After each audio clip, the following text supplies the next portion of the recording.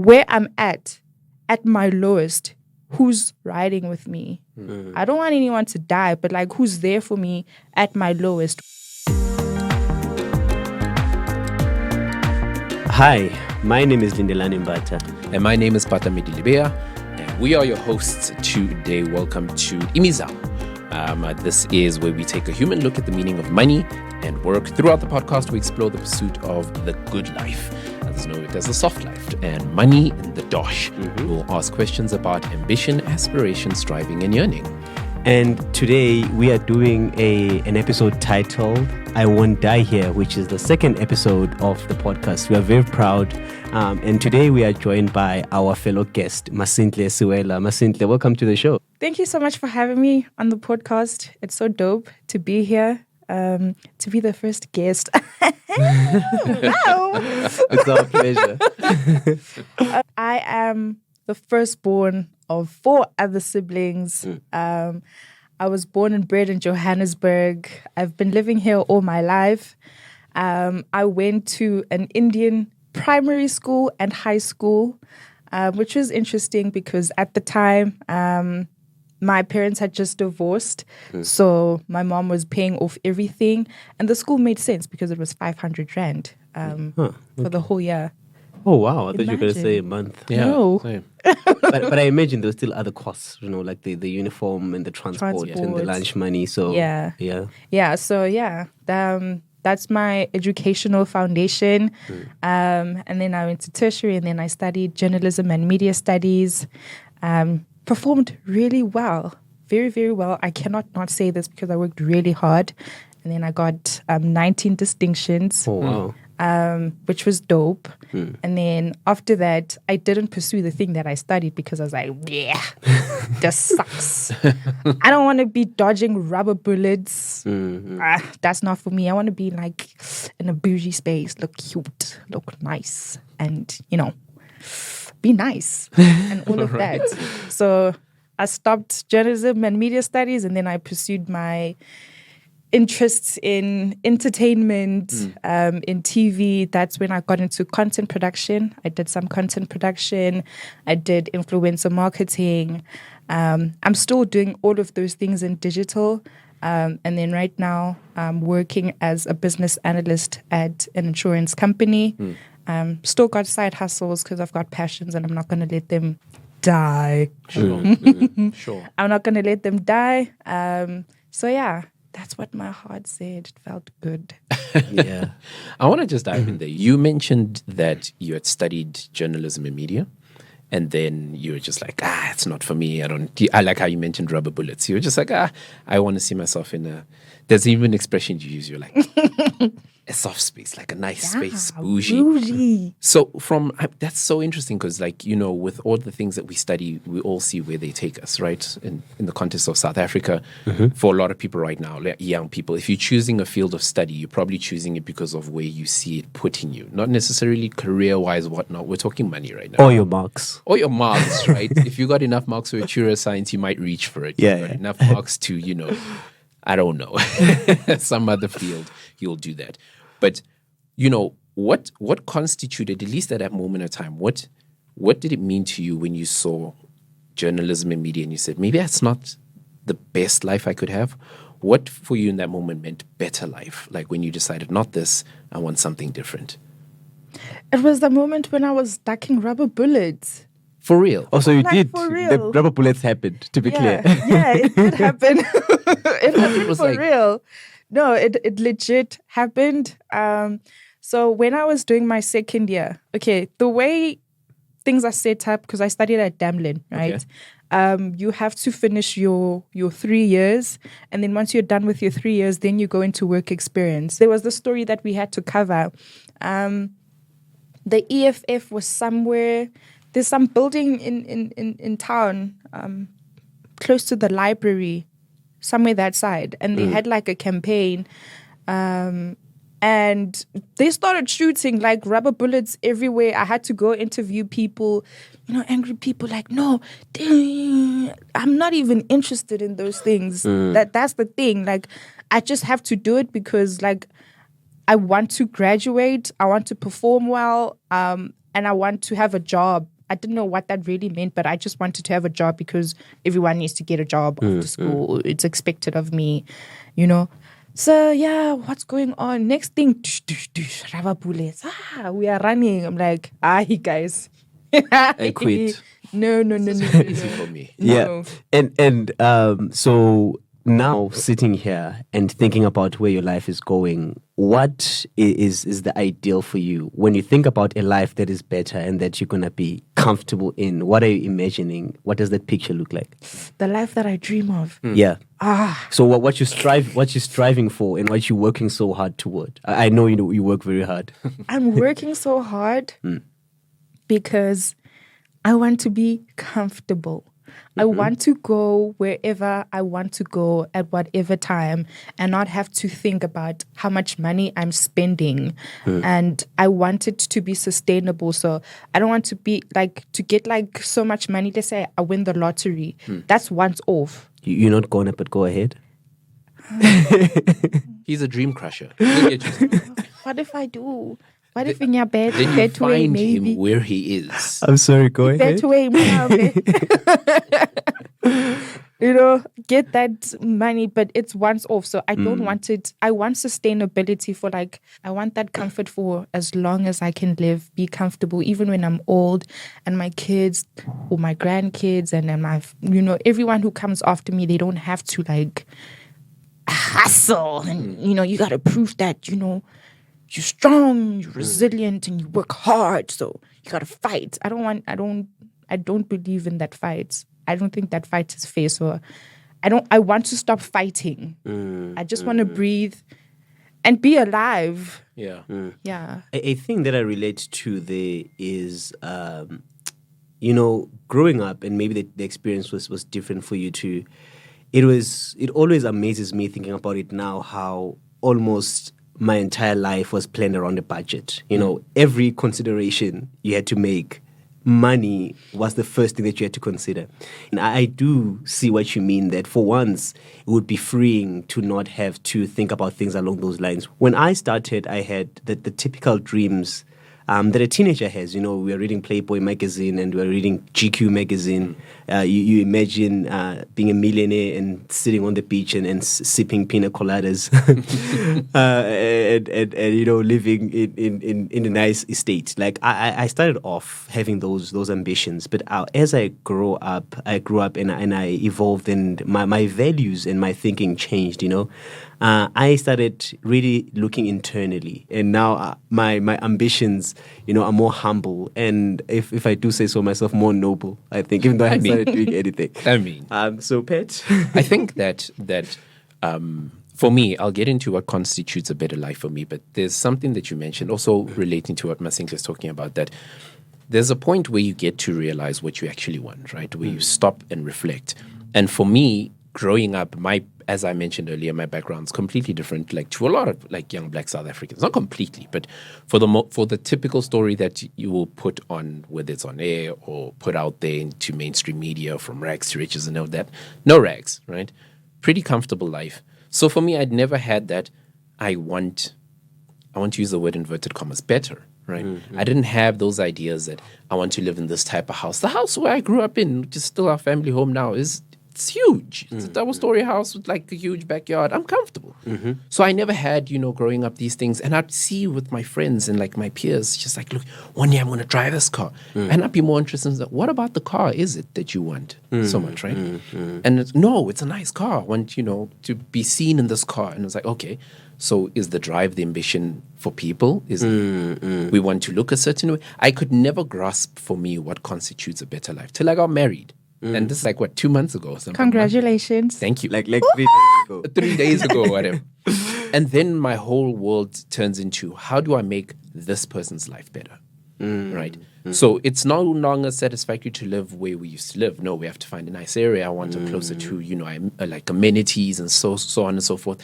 That then becomes my concern. And then the whole question of what constitutes a better life for me, my answer then becomes, a better life is a life where I can assure the comfort that you spoke about, that comfortability. Not necessarily for me. I grew up that kid. I care very little for money. I'll do any job. I'm more likely to end up doing a job and not getting any raise for years because if I can eat and get to work and dress, I'm fine. But then now that I'm in this position, I realize, oh, okay, no, it would be nice to get this person new shoes. It would be nice to take this person on a trip, right? Every once in a while, if the most random things is like, I don't like a jacket. It looks like it has a thread coming out. I'm going to buy a new one. And I realize, oh, okay, I have now a whole goal and idea of what's a better life. Right? So for me, it's not necessarily anything intrinsic or related to me, but external, relating to the person I'm with now. So that's a better life. That's so sweet. So Masentle, we've been talking about like what constitutes a better life for each and every one of us. I want to take you back to like, the shift, the journey, the move, however you want to word it. How has this journey been for you? It's been interesting. It's interesting to observe how I change, how my change affects the people around me, and how the people around me start changing, or just how the change just happens. So I have experienced the luxury of earning a certain income and living a certain lifestyle and being seen and perceived a certain way by family and friends, and how everything then starts changing. So family dynamics, being the firstborn, right, Pat? Being the firstborn, being the first female firstborn, being the first female and black firstborn, it's a lot. Everyone looks at me like growing up, my stepmom would be like, your siblings are looking up to you. Babona ngawe ukuthi this and this should be done that way. My mother would also say the same thing, like, you're the firstborn, you need to be responsible. I never wanted to be the firstborn, be responsible.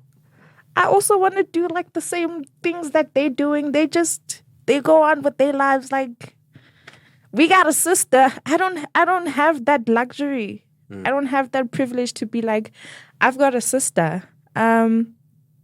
I remember also at some point when I was still working at that job, I bought my brother sneakers. And I remember sometime he mentioned something about black tax, and I was like, the F? It's insane, because before I started working, I'd always hear about black tax, how people are affected about it. Hey, family. Hey, guys, it's different when you're actually in it and you see it. And I'm like, this is also my reality. And I think sometimes they are aware of it.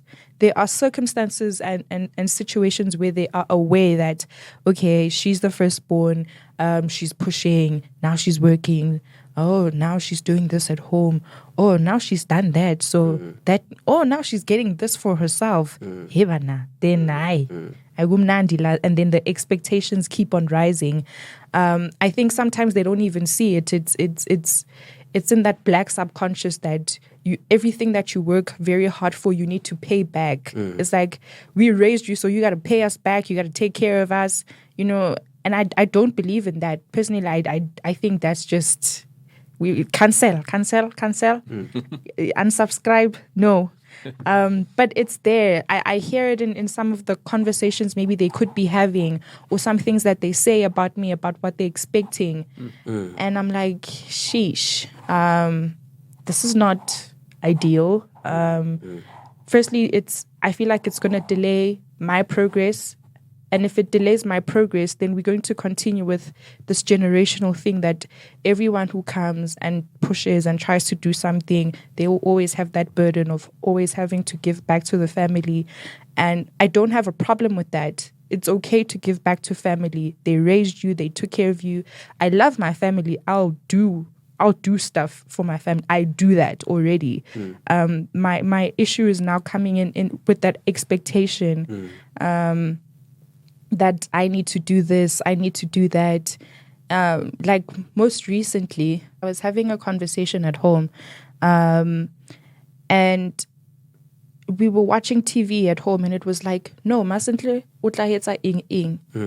And I was alarmed by that. I was like I've got siblings. So it's not even a conversation, Yeah. It's like being put out there that you are doing X. Yeah. And I was intrigued by that. I was like, that means I'm there top of mind when that, like, certain things need to happen. And that's why I'm saying, like, that thing of being the firstborn, like, they get away with whatever. Like, I can imagine if, my brother decided to move out, it would have been like, he's gone. So it's quite interesting to see that. It's stressful as well. I go to therapy to talk about those things. And then in friendship-wise, it's also tricky because personally, I want meaningful relationships. The types of friendships that I want are as good as relationships without the sex. I want to be close to my friend and be vulnerable with my friend and share my ambitions and share my dreams and my ordeals, and just be like, this is my companion, this is my partner. I look out for them, they look out for me. When we're good, we're good. When we're bad, we're bad. We're sorting things out and stuff like that. Those are the kind of friendships and relationships that I want, that I long for. However, I do pick up previously, even now, that where I am, like, the more better things get financially, the more I start attracting everyone and anyone. And then it makes it even harder to, like, filter out to get that meaningful friendship or relationship that I want. So, too tricky. So does that mean that, so looking at your circle of friendship, do you have the same friends that you had, let's say, in high school and in varsity? Or are they different? And in what sense are they different? And looking at their profile as well, the type of person that you were friends with when you were growing up and the type of person that you get along with, what would you say are the similarities and the differences there? This is interesting, and I'm going to bring you into my personal life. And even since we met, I've been mentioning therapy. It's so helpful for me because I'm picking up so many things about myself, my traits, my environments, and all of that. So then the friends that I had just before where I am right now, it's funny because I wanted to see, like, where I'm at my lowest, who's riding with me. I don't want anyone to die, but, like, who's there for me at my lowest when things are not pretty, when I'm not posting stuff on Instagram, where I'm not going to, like, the latest this, I don't have the latest that.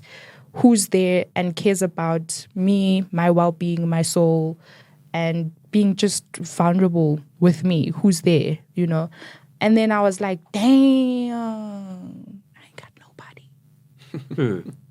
Wait, but, like, that's tricky, right? Because I am experiencing, I think, a trough in my career. What is a trough? I think it's a dip. Welcome to Lindelani. Maybe I'm wrong. Maybe I'm wrong. Someone look it up. So I haven't been working in 4 months, I want to say. And it did, the thought that you were just describing right now, that, looking around and trying to see who's around you and who's there for you, it's an assessment that I was trying to run. And I concluded that I can't really tell, It's because the reason is that when I was working, I would go months without talking to people. There are friends that I care about, that I knew cared about me, but I wouldn't talk to them for months. Some of them are back in KZN. And now it's very hard for me to differentiate whether they aren't there for me or it's just a thing that's always been happening. So I just want to push back on that a bit. I'm saying it needs to be more than just, like, casual presence, Yes. So how do you assess? What is the thing that you look at and say, okay, this person is there for me or this person is not there for me? Bruh, it's tricky. And also, like, everything that I'm saying, there are so many, like, different types of, like, contexts to what I just said. And we can unpack that and, like, literally just have a podcast talking about that. Because in as much as I'm saying that I had to look and say, okay, who's there right now? I'm 100% sure that somewhere along the line, there were also mistakes that I made by neglecting those friendships, which then pushed them away. And now when I start assessing and I'm like, where's everyone? I'm like, oh shit, I'm the victim, and it's things that I talk about with my therapist as well. I'm like, there are things that I did. There are actions that I took. There was that person that I was at different stages of my life because yes, I'm figuring things out. I'm figuring a lot is happening. A lot is moving at the same time. And when something moves, another one moves. So just trying to find that balance is tricky. I'm fortunate to even have therapy, to have access to therapy right now, to get guidance on how to maneuver as an adult. Because things are different now. Because then I was young. You've got people you're coming with from, primary school, from high school. And it's a different ball game now because I'm much older. I'm conscious of certain things. Some things I negatively contributed to the friendships and it led to where I am right now. But I also can say, Guti, sometimes, like in certain situations, like people look at me aesthetically and then they'll come and be attracted by what they see, but they don't really know who I am. Yeah. So, yeah. On that point, then what's the response? What's your practical response in your daily life, right? Because I've seen your Instagram and I'm also like, it's popping. This is life. But it does attract that, right? Yes. People assume that, okay, this is your life. This is what I want to be associated to. And as you're talking about, it's like now sifting through who's who, why they're here. What's the practical steps that you take? Not just now, but I love the fact that you say that you moved from this type of income, had a period where it was low, then went right back to it. Even in that shift, right? What are the practical steps that you had to take regarding not just friends, but family as well? And how do you deal with that? It's hard. I'm still dealing. Some things I don't even know if I'm dealing with it or not. Some things I don't even see coming. But I would say with family, it's like I haven't had a conversation with my family. And my family being my mother, because I don't live with my father. He didn't necessarily contribute a lot to our lives. I don't know why. I can make assumptions about why and get into that. But with my mother, who has been raising me all my life, I haven't had that conversation with her. Primarily because I'm trying to balance taking care of home and also taking care, paving a certain future for myself, because I still live at home. I don't have a car. I travel by taxi. Like you say, when we started the podcast, you want to be in a place where you've got this house that's yours. You've got this car. You've got that convenience. I want that convenience, and that comfortable life that I want it's from that convenience. So I haven't had that conversation to say, this is what is happening. This is what I'm going to do next. They've been seeing it through my actions. Maybe if I've got a boost, right? Because in as much as, yes, I've got this job, but I've got side hustles that are also boosting me. So when I get that boost, then I can boost at home. And it's like, oh, that's dope. I can send my mom money to go get herself nails, which it's nice. I like that feeling. But I haven't spoken about it because I don't want to set an expectation and I don't want to set that standard. Because if I set that standard at home, it's always going to be expected from me. I'm always going to be anxious. I feel like I'm also going to get to a point where I start building resentment towards my family. Why do you guys? I don't want to do that. So I don't even set that. They just see things through my actions. And from what I've done, family is grateful for what I've done. I will do more when I keep on getting the blessings to do more, an opportunity to keep on doing more. But I just don't want to set that expectation. Also because I've experienced the highs and the lows. It can get low anytime. Literally next month, next week, next year, I could go back to where I was a year ago. And then what's going to happen? So I've lived that life. I know that up and down. So I just don't want, I want to keep it neutral somehow.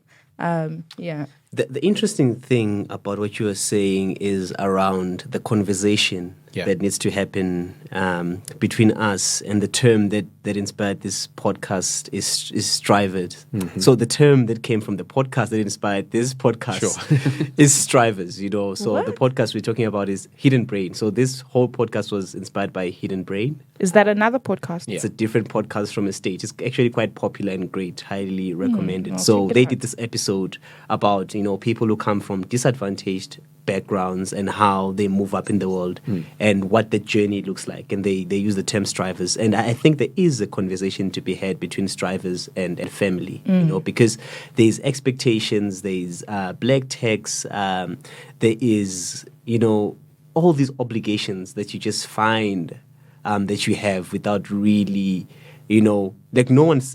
The funny thing is, I've actually bought a cow in my life. When I was studying. Are we talking about a living animal? Yeah. Okay. When I was studying, I never thought that one day I would actually buy a cow. Why But, did you buy a cow? I want to ask. Tell Nick. us. I bought a cow for my mom's wedding, right? Okay. I was happy to do it. She's my mom and I love her. Sure. But there needs to be a cow during the ceremony. That's Oh. slaughtered, traditionally.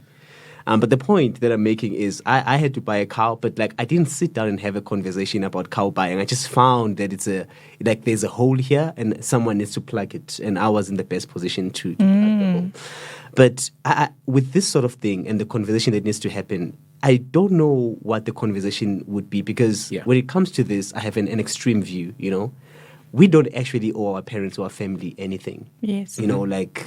That's my extreme position on it. And you know how there's an expectation about you channeling things back to the family because they raised you. My extreme view is that, look, if you had to burn yourself alive to keep me warm, then that's what you should do. You brought me here. I'm 100% your responsibility. You are responsible for me and my life and my happiness. Otherwise, you should have left me out of this life thing. Lindelani's my favorite human. That is, I see. that is I always see this on social media. Oh, she would burn herself. I'm like, that's what that's your obligation and responsibility as a parent. Yeah. And that is why I think very carefully about having kids. Because if you understand that's the weight of the responsibility, you'll think long and hard about it. Otherwise, people are just way too casual.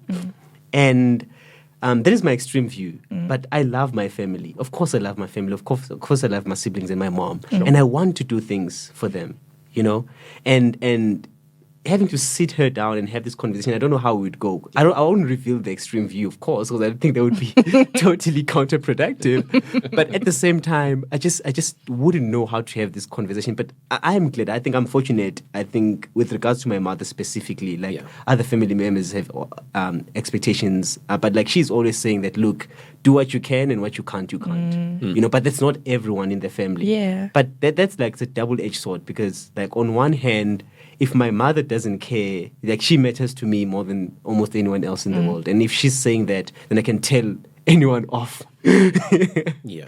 I can tell anyone off. But on the other hand, I would like to help.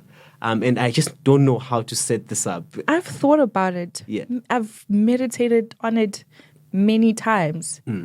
In my mind, this is how it goes. I also considering that this is my relationship with my mother, it's not going to be the same for everyone. Sure. But for my relationship and my mother, I imagine it to be, I have to I have to find her in a comfortable mood, right? So ideally, on the weekend when she doesn't have her laptop out and I can hear her laughing, or whatever she's watching, that means if she's laughing, then she's relaxed, she's comfortable. That's the good time for me to have a conversation with her. To spring it on. Yeah. So she's good. She's watching TV, or she's preparing lunch or whatever it is. It's a weekend. We comfortable. We chilled. Also, the vibes are chilled between us and at home.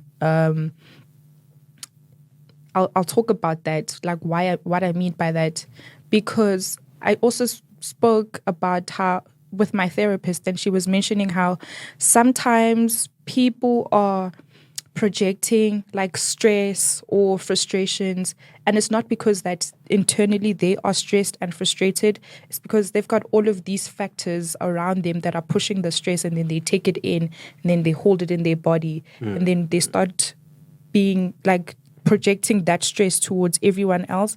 Sometimes they don't say anything, but it's felt within the space, like the energy in the room. So that's why I say that I have to find her like when the energies in the room are calm and they're welcoming for that situation. And then after that, I'd have to be like, can I talk to you? And find out, is she receptive to talk to me or not? If she says yes, cool, we can talk. Sit down. I've imagined every single detail. Sit down. Ma, I'd like to talk to you about something. It's about money, finances, and where I am in life. Oh, okay. I know immediately it's going to move from the TV or whatever is happening to like what because it's a serious chat now. Okay, what's happening? Are you pregnant? Just kidding. But yeah, let's talk and then tell her, this is how I feel. This is where I am. Can you do that for me? Yes or no? There's something very important that you said there. This is how I feel. This is where I am, right? This is leading into our next thing, the most difficult part of the journey, acknowledging where you are. Do you know there's this phrase that we throw around that, people change, especially when we're going through things in life. We always say, people change, like I got a little money, my friends changed, or they say we changed. So everyone's always changing around us. But the reality is it's about where you are. Your life has changed, right? I put social mobility is that your life has changed. And it would be foolish to assume that in the change of your life, there are parts of you that don't change, whether it's your aspirations, desires, or even who you want to associate to. There's a change that happens in your life. So I love the fact that you said, this is how I feel and this is where I am. And to have that conversation, whether it's with friends or families, is hard. But to have that conversation with yourself, I think, is the beginning. Yeah. Right. For me, the hardest part is that I would not, let me not lie, I would not have to have this conversation with my mom. Again, my context is so different. I go to her and be like, hey, I ain't gonna buy you nothing. She was like, I never expected anything. You're not going to buy a cow anytime soon. Nope, not anytime soon. In fact, the relationship that I have with my family, my mother specifically, is that it's that situation that you talk about, like burning herself alive. That's where I am with my mother. Like, there's nothing she won't do. To an extent, I've even had the debate with myself that if I was a different child, it would be unhealthy, right? I would, because you would just drain and drain. I would completely exploit it, 100%. It's so easy. I'm actually gonna write a letter to her one day. You're so exploitable. But that's the thing. The decision that you make is because of where you are in life, right? And the difficulty is, how do you then get someone else to understand where you are in life? That's the hardest part for me. Getting someone else to understand where I am in life. It's not about you. It's not even about what you expect from me. It's not the uncles who say, I'm trying to sevenza manje. You know, when you get to those meetings and you're working. Yeah. It's like, hey. When they touch the neck, we are thirsty. Because you work now. But it's about, I hear you. This is who you've always been. But I'm in a different place right now. And this is, how do I get you to understand that? It's hard for me. Yeah. I can't. That's why I've thought about it so much. I mean, I've lived it in my head. In my head, it's done. It's just that part of actually like, I don't know what it's going to be like because I've never had the conversation. But also a part of me is with the extreme that Lindelani was talking. I don't have to have that conversation. So it's like that constant tug of war in my mind, like, nah, dog, like, why? Why? At the same time, like, no, but then this is someone that I'm living with. If I'm going to contribute a certain way, it's also going to alter her life. It's also going to alter her decisions because I'm still in her space, in her house. So it's, yeah. And just thinking about the experience overall, what would you say has been the most difficult thing that you encountered in this journey and getting here?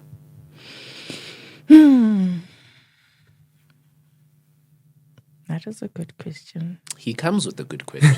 It's Lindelani. I actually don't think it's my question. It's there on the document. This is your document. That's your table. What is the most difficult thing that I have experienced in this journey? And maybe you can think about things that affected you the most emotionally. I think things like that are beginning to point at strife, you know. It's not an easy one. It's not an easy one. For me, the difficulty was empathizing With? my friends. Okay, explain. So part of this journey of moving up is always there's the levels that you will move towards. For example, if you want to be in certain circles of life and spaces, you if you're not there, you find people who are there and you associate to them, right? If I want to think like Lindelani and read the books that I associate to you, we spend time together. Growing up, the friends that I have, long story short, we all met each other in church one day and we became friends. And as we grow up and grow out of, our childish, desires and whatnot, everybody has a different plan for their life, right? For me, I wouldn't call myself crude, I'm practical. When I realized that our lives were going a different way, for me, it was just like, oh no, your life's going that way, I'm cool. I'm not going that way. And when some would, I use this word lightly, stay behind and others are progressing forward, for me, the conversation would be, oh no, it's not that you're staying behind, right? We're going different direction, destinations. Like you'd actually have the conversation. Point blank. For me, it's just like, no, you're not staying behind, because a friend of ours once brought us all together and said, like, yeah, no, guys, his life wasn't progressing at the pace, right? That ours were. It's like, yeah, guys, no, you see, like this thing, like he used the analogy of birds of a feather flock together, right? And he's saying that how can you move, without your crew, without your boys, right? If you're moving forward, help us out. Let's all move together. Mine was just like, well, if all the birds are flying, then they can flock together. And if you're not flying, or at least attempting to, you're not going to move with the flock. For me, I didn't have that empathy. The hardest part was learning that it makes sense to me, but for someone else's perspective, it's I'm moving forward and they desire the same and they don't know how. I couldn't get that. I'm like, look, at some point in my life, I was sitting, not sure what I want to do. I figured it out. I went for it. It's working out slowly but surely, but I'm getting to where I want to get to. For others, it's not that journey. So I think let's discuss this next. But I think your comments are just raising questions about another thing that we have here, the ethical costs of making it and of existing in the way that we do. But let's go back to Masentle before we go back to that point. Like, what has been the most difficult thing for you? Oh, Kunja, I have to answer the difficult question. What has been the most difficult thing for me? I would say it's internal more than anything. The most difficult thing that I have had to experience was having anxiety and stress and all of that's like a result of something. But if I'm gonna dive deeper, it's like always pushing for me. That was very difficult. I can tell you, actually, Lindelani, that the most difficult thing was when I applied at Umuzi the first time and I got rejected. That's a story, huh? Lindelani, I was so pissed off. I was like, this mother beep, how could this... But can you explain? I think that's a very interesting story. Can you explain? Because I'm the one who rejected. Yeah. Oh wow. Yeah. Can you explain? I need more. Of course, I think that worked better for everyone involved, even you. Yeah. Can you explain what happened there and why you were rejected the first time around? Yeah. So, I think this is also great because... I start with saying just what is Umuzi, because now I'm thinking that people might not be familiar with Umuzi, because we all are here. Okay, so, hey, Umuzi guys, hey guys. Yeah, what's up? So, Umuzi is a non-profit organization that is aimed at giving young Black talents the opportunity to upskill in careers that are needed at the certain time. So if there's a niche in the market for certain skills, Umuzi gives young Black talents those skills so that they can go into the workplace and practice those skills to enable them to get hired to high value careers. Perfect. Yeah, that's Umuzi. So more context, Lindelani was my manager in the strategy department, and I was a recruit. So I applied the first time. I think this will also give you some context why I was the way I was. Remember, because I had already worked at an agency. I had agency experience. I worked at the Star. It was like a good record, right? So to Your me, head was as big as the head that you're wearing. yeah, well, Love it. I worked hard to get there. Yeah. I earned this big head. I worked hard for it, So for me, it was like, okay, I did all of that. All of that. And I also worked hard, even at the boot camp, right? So it was just that I'm working hard, sharp. And then I got rejected. And the rejection was because the lack of soft skills. I 100% acknowledge that I didn't have those soft skills, which is the reason why I didn't get into the boot camp initially, which is the reason why you rejected me. But I was pissed off. Like, I didn't understand why to me, it's like, why am I rejected for the thing that I'm lacking when I'm looking for it here and you could give it to me? Like, I'm here because I don't have it. So why am I rejected for it? Like, you should take me because I don't have it. Like, I've got that. So take me and help me. So it was like... Which is not a bad point. Actually. Yeah, I mean, I'm like, and it was hard because that means that the soft skills that I lacked, that I needed from Umuzi, from you, I had to develop them myself. And then come back. Lindelani, where did you expect me to find those? Now, here's the rationale of my decision, right? This is so interesting. Dig deeper. So I think when you came back, you were a much more pleasant person. I think everyone did agree that was the girl that was here 3 months ago. Oh, she was hell. Like, look at her now, how much she's grown. I don't know where she acquired those soft skills, but acquire them she did. Wow, in 3 months.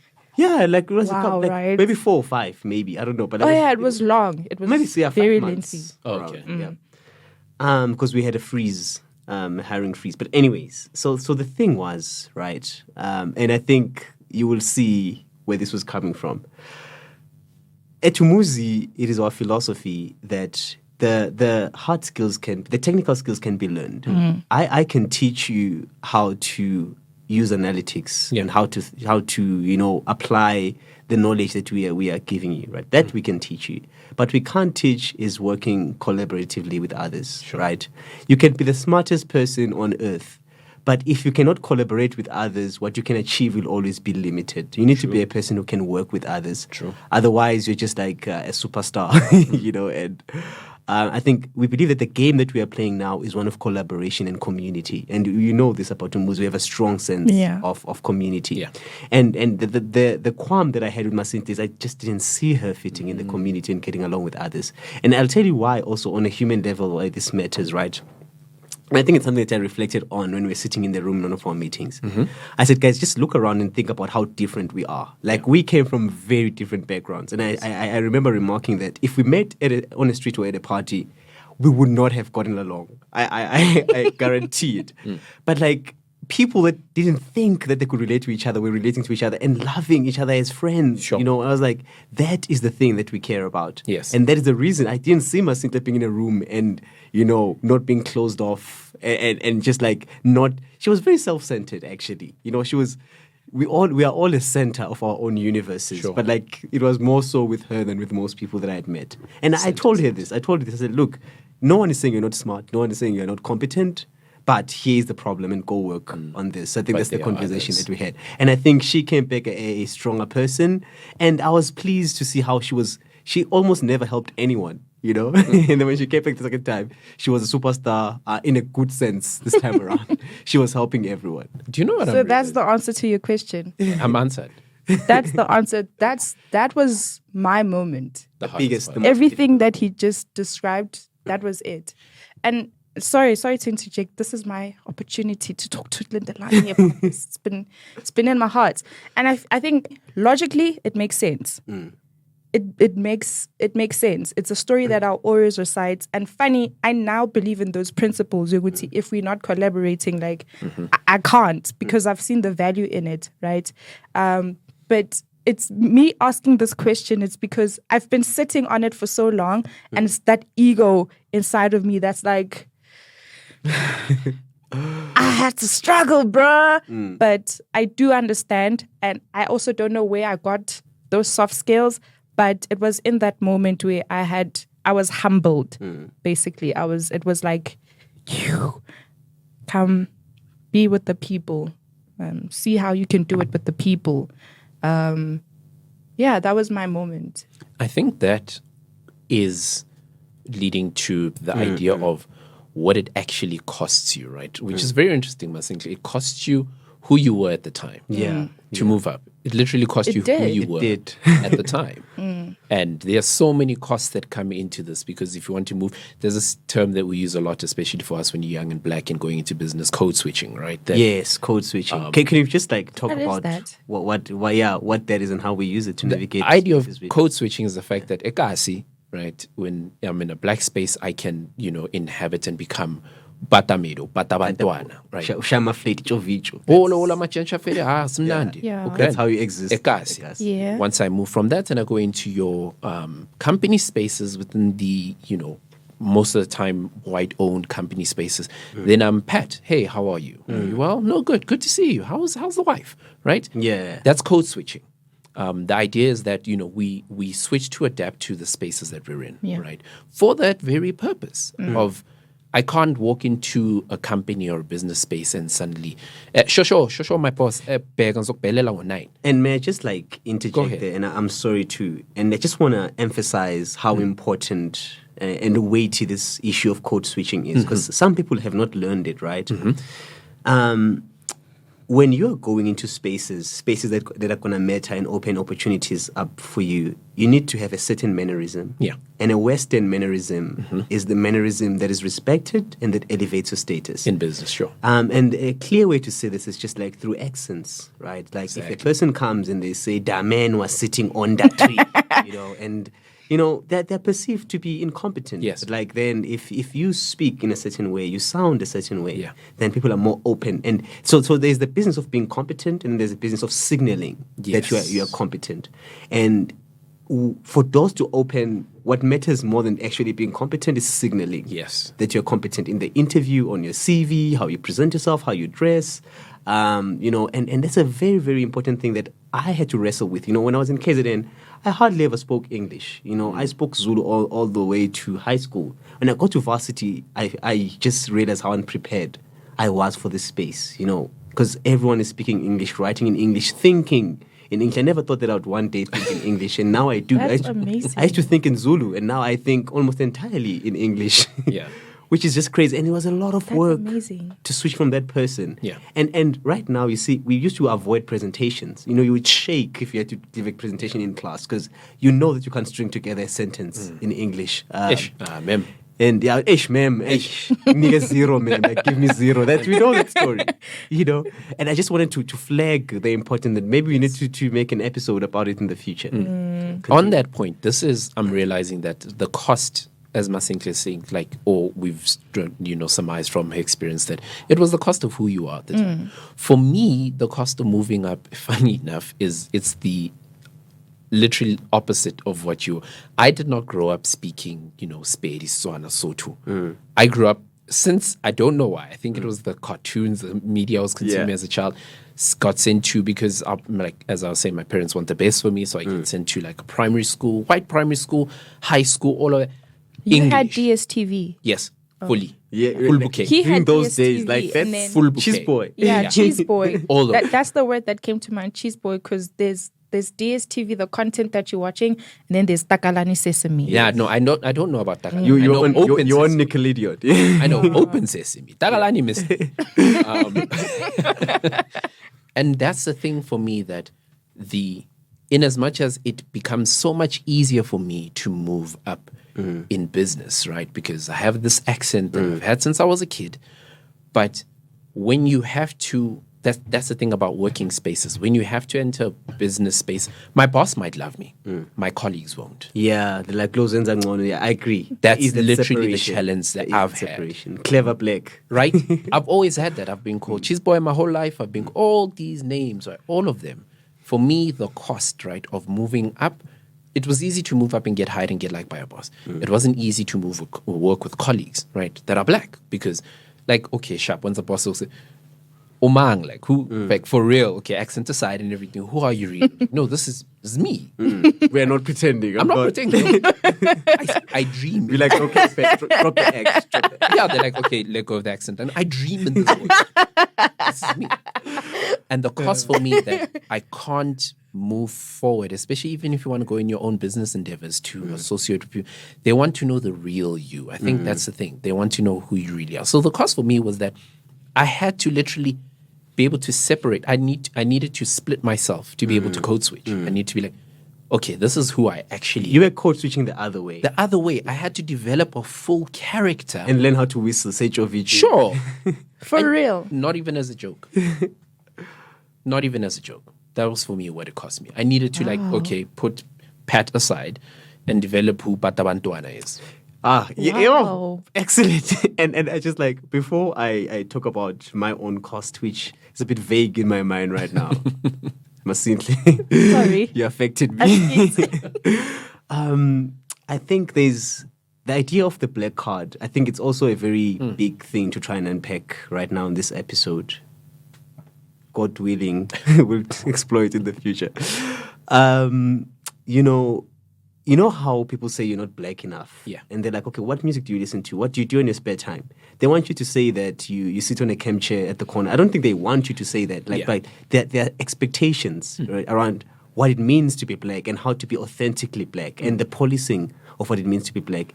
And I've had my black card revoked like a million times. And I'm like, you just keep it, don't bring it back. and it's a very interesting thing to see about how you can't just like determine your own identity. We were having our identities repressed by structures. Sure. And now we are doing the same thing on a societal level where you're saying, you can't be these things. These things are too white. These things are too this. These things are too foreign. Yeah. This is how you need to be a proper black person. Yeah. And it's also a struggle that we've had, It's rough. Is that I've had the experience as an adult. I didn't have it as a child. As a child, I was just like a bit weird and quiet. But now that I'm exploring what I like fully, I just find that it doesn't align with what is out there as the black stuff. Sure.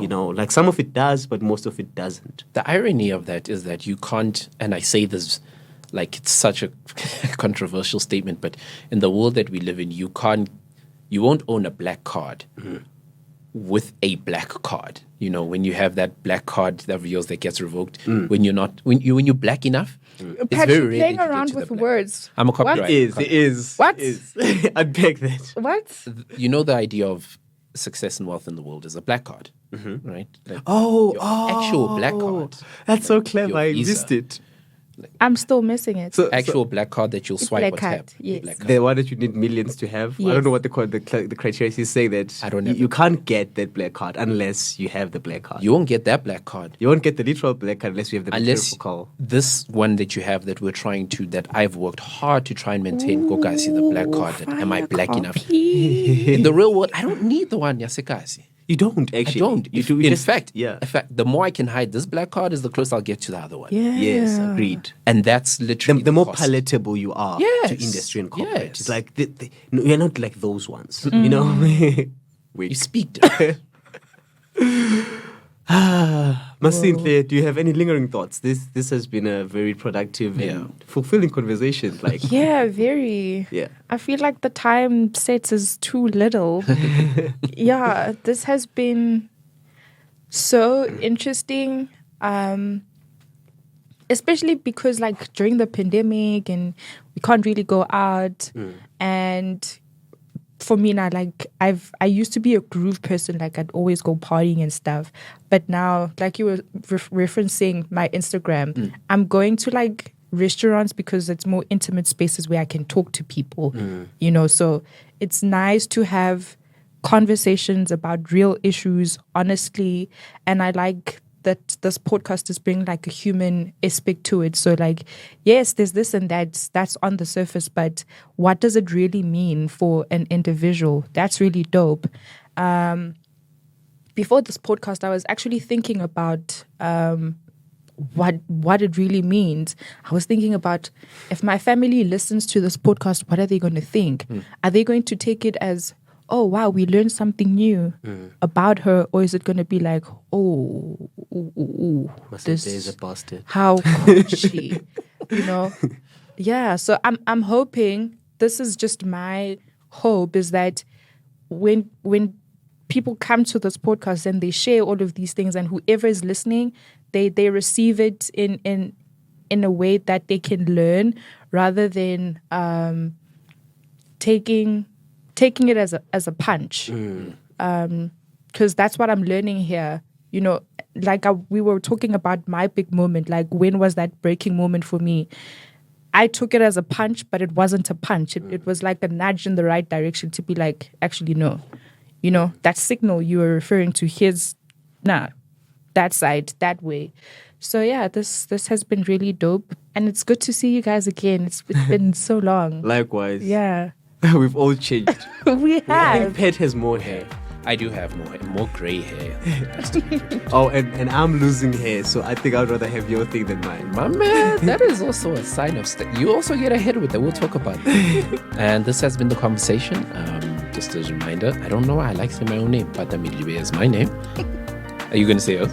Just go ahead and say it. And with Lindelani, we've been joined by Masentle Siwela. Thank you so much for joining us. We really appreciate your experiences, your insights. It's been a wonderful conversation. Thank you for having me. Thank you. And if you ever want to come back on the show, just let us know. Yeah, I want to come back. Come back with more secrets. And we thank you for tuning in to this podcast. We don't have all the answers, but we will ask all the questions.